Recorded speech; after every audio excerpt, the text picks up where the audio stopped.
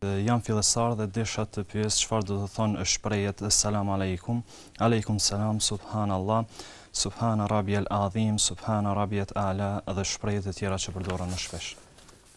Faktikisht këto shprehje është e vërtetë që përdoren vazhdimisht nga muslimanët, qoftë në lutje të ndryshme apo edhe si janë bërë shprehje të përditshmërisë së tyre. Dhe kuptimet e tyre janë kuptime, për shembull fjala Assalamu aleikum nëse përkthejmë në gjuhën shqipe do thotë shpëtimi dhe paqja qofshin mbi ju.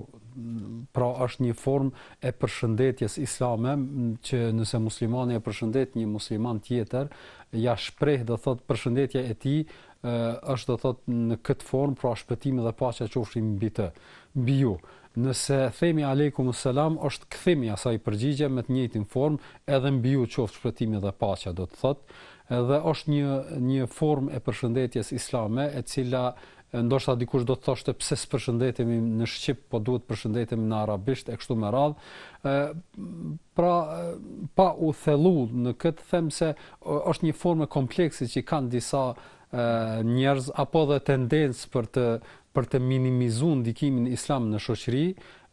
sidoqoftë themi se kjo përshëndetje është univerzale, nuk është vetëm për shqiptarët, nuk është vetëm për një popull caktuar, madje nuk është edhe vetëm për arabët, po është për të gjithë muslimanët, pavarësisht gjuhe apo race, e kombi e kështu me radhë. Prandaj është një përshëndetje univerzale që e përshëndet edhe shqiptari, jo shqiptarin apo dikë tjetër, pavarësisht ku është, prandaj edhe preferohet të përdoret në gjuhën arabe që të arrijë atë univerzalizmin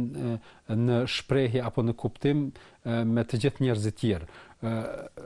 Pastaj fjala tjetër që ishte subhanallah, fjala subhanallah në shqip nëse përkthejmë do të thotë i lartësuar qoftë Allahu, do thotë e ka këtë kuptim, subhana rabbiyal azim do thotë i lartësuar qoftë Allahu i cili është më i larti,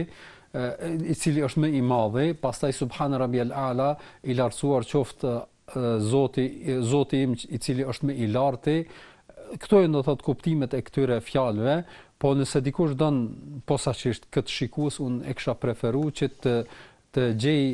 disa libra apo librin Buroja e muslimanit, që faktikisht ato të gjitha lutjet janë të përkthyera në gjuhën shqipe dhe don me kuptu kuptimin e disa fjalëve të caktuara, atëherë ti kthehet